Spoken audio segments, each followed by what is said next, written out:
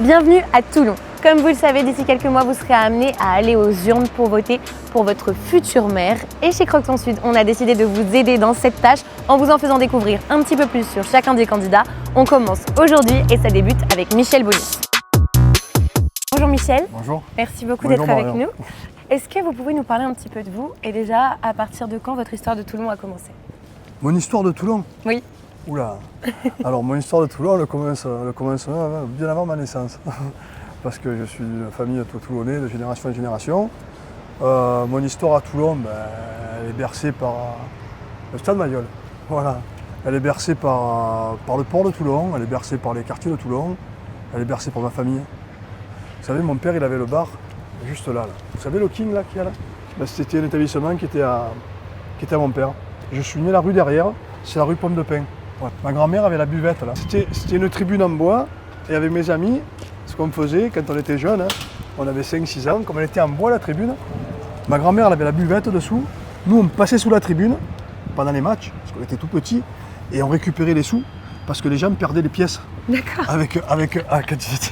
Et les pièces elles tombaient, et nous dessous, qu'est-ce qu'on faisait? On récupérait les pièces et ça nous faisait un pourboire. J'ai plusieurs vies, quoi, voilà. J'ai une vie je suis associatif, attention. Je suis associatif qui était toujours très présent avec moi, j'ai créé beaucoup d'associations. Oui. J'ai été président, mais j'ai été aussi acteur du tissu associatif.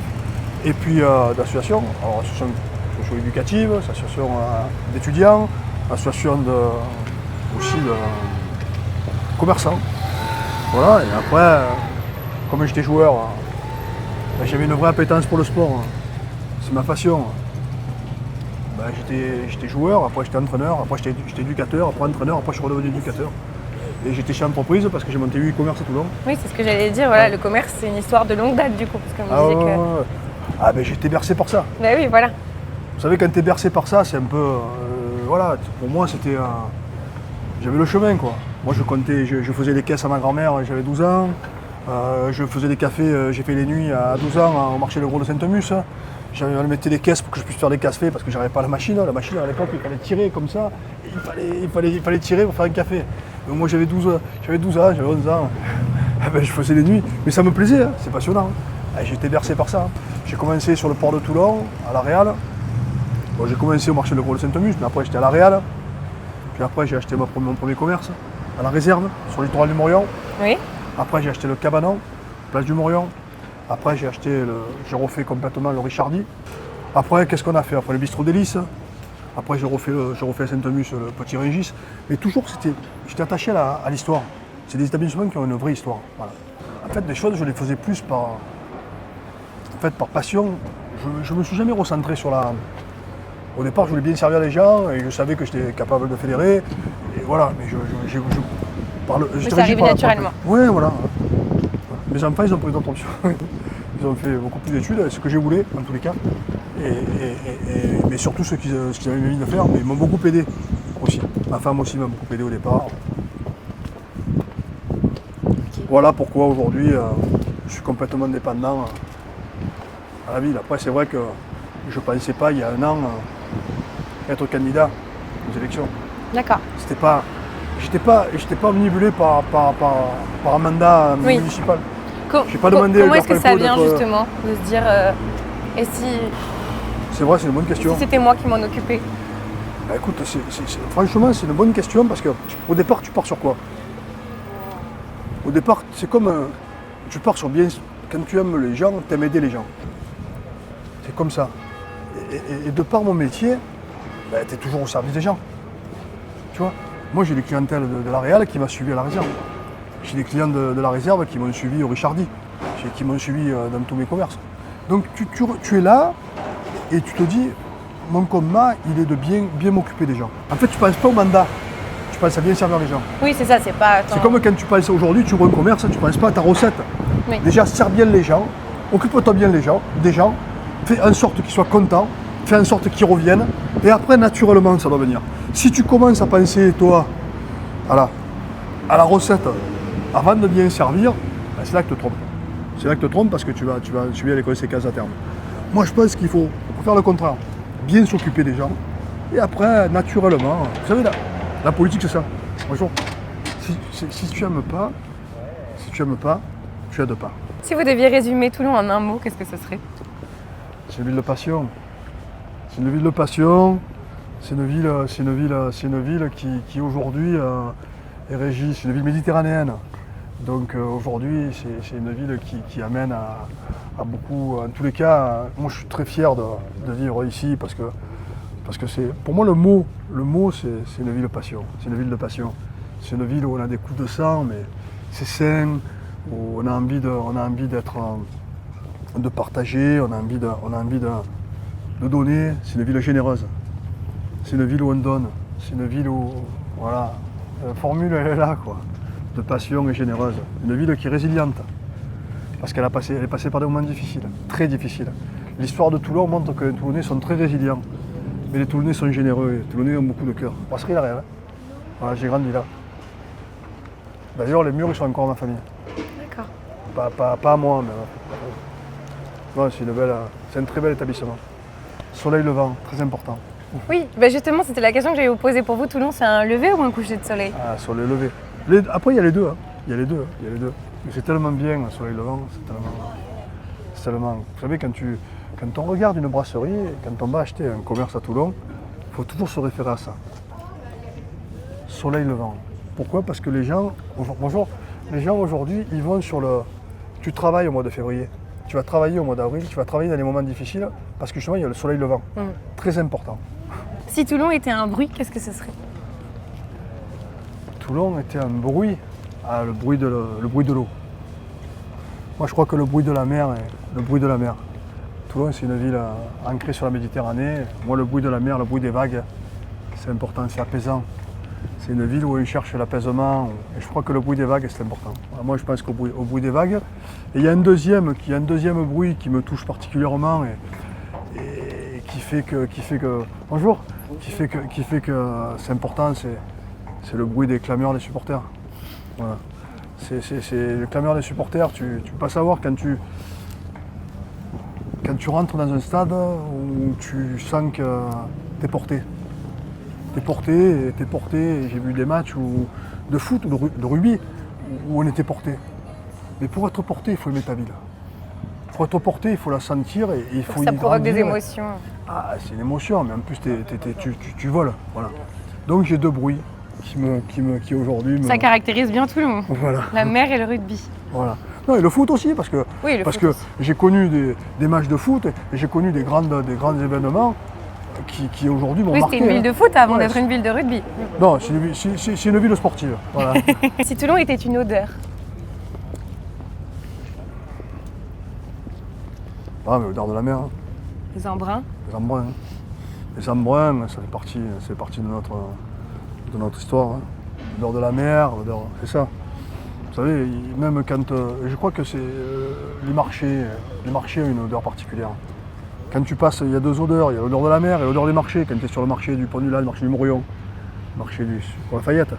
Je crois que c'est ça qu'il faut. C'est pas uniquement humer dire il y a une odeur, tu as un ressenti. Voilà, tu as un ressenti et c'est indispensable. Moi je pense que l'odeur c'est important. Et après il y a une autre odeur qui me plaît et qui a bercé ma vie, et j'allais moi, je dormais, quand j'étais petit j'y allais simplement pour ressentir cette odeur. C'est une odeur qui m'a marqué. On l'utilise plus trop, c'est l'odeur du camp, l'odeur des vestiaires. Et j'aimerais tant sentir cette odeur. Monter dans un car, prendre un sac, le mettre dans une soute, partir, jouer. Et quand tu n'as plus l'âge, mais l'odeur du camp, l'odeur d'un vestiaire, c'est aussi une odeur peu commune. Ça se résume, je vous le dis parce que je suis hyper sincère, là, je me mets un peu, je suis transparent. Voilà, pour moi c'est hyper important. si Toulon était un goût, L'anis. L'anis, le thym. Non, moi j'adore ça, j'adore l'anis. Donc c'est moi moi je pense que l'anis, ça représente. Voilà. Après, il y a une vraie. On a besoin d'avoir une ville avec une marque. On a besoin d'avoir une ville qui fasse ressentir les choses. On arrive dans Toulon, on ne vient pas pour y prendre un bateau, on ne vient pas de passage, on vient pour y rester.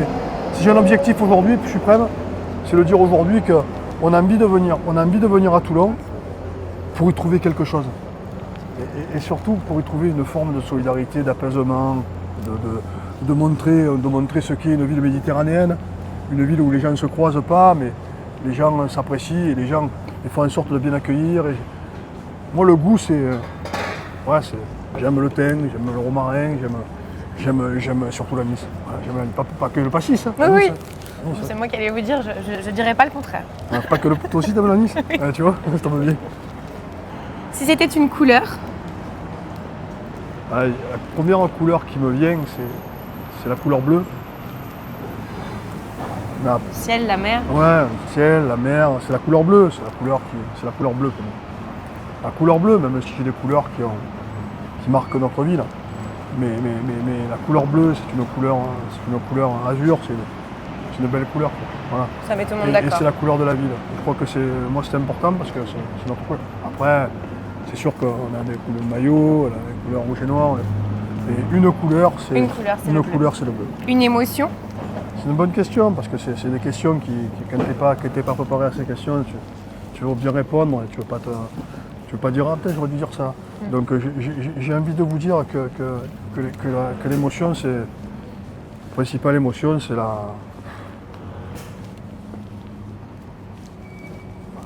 c'est quand même l'amour, hein. C'est l'affection. Vous savez, j'aurais répondu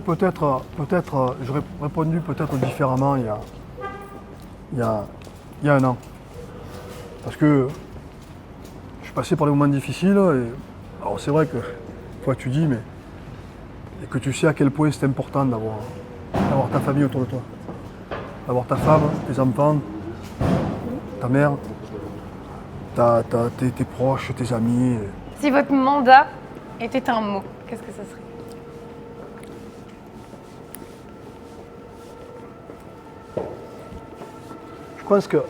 Je pense qu'aujourd'hui, résumer tout à un mot, c'est peut-être pas la bonne chose. Moi, je pense que c'est l'union, c'est la paix. Et c'est faire en sorte, parce que s'il y a ça, il y a tout le reste derrière. Vous comprenez? Voilà.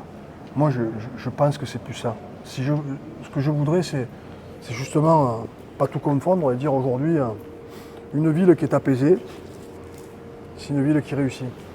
C'est une ville qui avance et c'est une ville qui donne envie aux gens de s'y investir, d'y rester, d'y grandir. Après, c'est clair qu'il y a des mots pour la santé qui sont déterminants, sans ça, tu n'as pas grand-chose. Mais quand tu es bien, tu es bien. C'est mon objectif, c'est pour ça que j'ai souhaité faire une campagne et partir tôt, parce que je voulais vraiment démontrer que non seulement on écoute, on entend, mais aussi démontrer qui on est. Tu vois, qui on est. Et voilà, aujourd'hui, on ne se connaît pas, Marion. On ne se connaît pas, on apprend à se connaître. Est-ce que tu ferais confiance? Est-ce que voilà, tout ça, c'est partie intégrante de mandat. Si vous deviez choisir une priorité absolue pour Toulon, qu'est-ce que ce serait? Moi, je crois que quand une ville aujourd'hui, d'abord, ma priorité, si ma ville n'est pas sécurisée, elle n'est pas capable de donner confiance, de s'y investir, de faire une ville étudiante, de créer vraiment des espaces de loisirs pour les jeunes, de créer un espace santé, de mettre en place une configuration qui fait qu'on aime sortir, on n'a pas ce sentiment d'insécurité. Moi aujourd'hui, mais tout est transversal. Il n'y a pas une priorité. Si moi aujourd'hui je dis ma priorité c'est la sécurité, ça veut rien dire. Parce que dans la sécurité, il y a la prévention. Il y a tout ce qui amène aujourd'hui un partenariat le national et le municipal, entre le régalien et le communal. C'est pas possible aujourd'hui de dire ma priorité. Oui, c'est sûr, si j'ai pas ça, j'ai pas le reste. Fondamentalement, j'ai pas le reste. Mais par contre, si je veux faire une vraie ville universitaire, comme j'en ai l'ambition, il me faut ça. C'est partie intégrante de la priorité. Les gamins, ils vont regarder où je peux faire mes études. Si je peux la faire là, c'est parce que je me dis, ici je serai bien, je serai en sécurité, il y aura de quoi faire ma vie étudiante, j'ai un logement attractif. Pourquoi il est attractif le logement? Parce que c'est sécurisé, c'est parce que c'est propre, parce qu'il y a des loisirs à côté, parce que je peux faire. Parce qu'il y a un niveau culturel très intéressant, un niveau sportif intéressant. Il y a tout ce qui fait aujourd'hui, tout est transversal. Vous savez, moi je vois les jeunes sortir le soir, on les a suivis, on a vu les flux, on a vu comme ça se passait. On a vu là où ils avaient peur, où ils s'amusaient. Mais après, quand ils s'amusent, quand ils ont fini, qu'est-ce qu'ils font? Par où ils se déplacent? Comment ils se déplacent? Mais tout ça, nous, on doit le calculer, on doit sécuriser tout ça. Mais ça va de pair avec le commerce, ça va de pair avec la jeunesse, ça va de pair avec les études. Vous comprenez? Oui. Parce que c'est partie intégrante. Tu es une fille, Marion, tu sors le soir, eh ben, tu vas faire moi, je veux que les jeunes s'amusent, qu'ils puissent sortir, qu'ils puissent rentrer, qu'ils puissent passer après 11 heures, qu'ils puissent aller boire une bière, qu'ils puissent danser, qu'ils puissent s'amuser, tout en respectant l'environnement. Parce que c'est important de respecter les gens qui travaillent le matin. Mais il faut qu'ils vivent leur vie d'étudiants et de jeunes, et de jeunesse. Voilà. La sécurité, c'est important, mais aussi pour nos anciens. Quand ils sortent le chien. Plus d'animation en ville ou plus de tranquillité? Moi, la ville est très grande. Hein. Moi, la ville ne s'arrête pas d'abord au centre, à la basse ville et la haute ville. Pour répondre à ta question, moi, je veux que ce soit complètement complémentaire. Moi, c'est vrai que je veux que la ville bouge. Moi, je veux que ma ville bouge.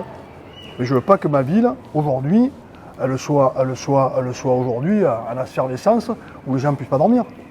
Puis pas passer une nuit de sommeil. Mais par contre, je veux qu'elle bouge. Et pour ça, je veux créer des endroits où ça bouge. Je veux des lieux, aujourd'hui, où les jeunes puissent se retrouver. Oui, je suis déterminé à mettre ça en place. Oui, c'est vrai que je veux que l'Omega Live, aujourd'hui, il soit ouvert à ma jeunesse. Qu'on puisse sortir. Je veux le lendemain de mon élection, si je suis élu, je veux rouvrir la plage. Je veux des lieux comme au Lys, où des petits groupes, aujourd'hui, peuvent se réunir, peuvent faire de la musique, des petites salles à 80 places qui soient ouvertes, qu'on puisse s'amuser, que les groupes toulonnais puissent venir. Mais je veux tout ça, ça se fait avec la sécurité. Mais si demain je suis élu, mais la première chose que je veux faire, c'est que mon jeune s'amuse, sorte. Mais s'il n'y a pas ça, ils sont confinés à 11h du soir chez eux. Mais c'est quoi? Mais par contre, je veux sécuriser, je mets des navettes, je veux faire des sortes de les accompagner. Vous pouvez y aller, madame, allez-y, je vous en prie. Non, mais c'est une nécessité absolue. Moi, je veux que ça bouge. Mais vraiment, comment tu veux faire? Par animation, ça peut aussi être la journée en centre-ville pour bien sûr, pour amener les gens à venir consommer chez les commerçants. Bien sûr. Moi, Noël aujourd'hui, mais je veux pas. C'est pas que le centre-ville, c'est tout Toulon. Noël, ça doit être dans tout Toulon. C'est pour ça que je veux donner les moyens aux associations de commerçants, aux CIL. Je veux leur donner les moyens de pouvoir. Mais nous, derrière, on les accompagne sur l'animation. On les accompagne, on pourra en sorte de les aider. Mais pour tout le temps. Pourquoi je veux une arrivée et un départ du Tour de France? Parce que je sais l'impact que ça a. Pourquoi je veux des conséquences que ça peut avoir? Pourquoi je veux de grands congrès? Pourquoi je cherche à avoir un casino? Pourquoi une belle salle de spectacle? Un congrès sur la mer, un palais des congrès sur la mer? Pourquoi je veux tout ça? Pas pour dire, parce que je sais l'impact que ça a sur les congressistes. Parce que je sais que ça. Parce que tu les accompagnes. Oui, en ayant été commerçant en plus, vous savez forcément ce que ça implique. Commerçant, en plus des jeunes. En plus, j'avais des jeunes. Vous savez, j'ai fait des soirées à 1500 personnes. Donc je sais comment aujourd'hui on peut faire et les conséquences que ça peut avoir. Puis ça crée un état d'esprit, ça crée une envie, ça crée une détermination. Plus de logements, plus d'espace vert? Les deux. Les deux. Il faut que les Toulonnais soient capables de se loger dans de bonnes conditions et surtout se loger proprement, dignement. Ça, c'est important. Et bien sûr que moi, je veux une ville de basse température. Je veux les deux. C'est pas possible on ne peut pas opposer. On n'oppose pas. C'est un peu comme aujourd'hui, tu opposes la sécurité et la prévention. Non, c'est ensemble. Tu peux opposer le logement et les espaces verts. C'est pareil. Il ne faut pas opposer. Je veux planter des arbres, je veux montrer que. Parce que j'estime qu'aujourd'hui, la ville de Toulon, je veux que nos commerçants travaillent, même quand il fait très chaud. Donc une basse température, c'est important. Allez-y, madame, je vous en prie. Toulon a déjà bien évolué. Toi, t'es jeune encore, t'as pas connu Toulon avant. T'es né en 96. Non, c'est pas ça? C'est ça. Ouais, tu vois. Exactement. Voilà. Moi, j'ai connu le Toulon des années 2000 qui était Ouais, mais pas le même que celui d'aujourd'hui. Tu l'as connu, t'avais 4 ans. Voilà, il y a pas mal de choses qui vont être mises en place ici aussi. Ah ouais, c'est clair. Il y a un bel hôtel de prévu. Quartier d'avenir. Ouais, bien sûr, c'est un quartier d'avenir. Mais Toulon a un avenir. Toulon a un passé, Toulon a une histoire. Et là, on en est qu'au tout début. Toulon a un avenir. Quelles sont vos 3 priorités absolues pour la commune? On a déjà un petit peu répondu. Sécurité, santé et développement économique et mobilité, bien entendu. Voilà. On se projette, on est en 2031. Ouais. À quoi ressemble Toulon, le Toulon idéal pour vous? Alors, pour moi, le Toulon idéal, c'est le Toulon où tous les quartiers sont réunis en une seule ville. Bonjour. Et que vous allez bien? et que Toulon, qu'aujourd'hui on parle d'une même voix. Il y a un sentiment d'appartenance dans le quartier, mais un sentiment de considération aussi. Pour moi, l'avenir, il est là.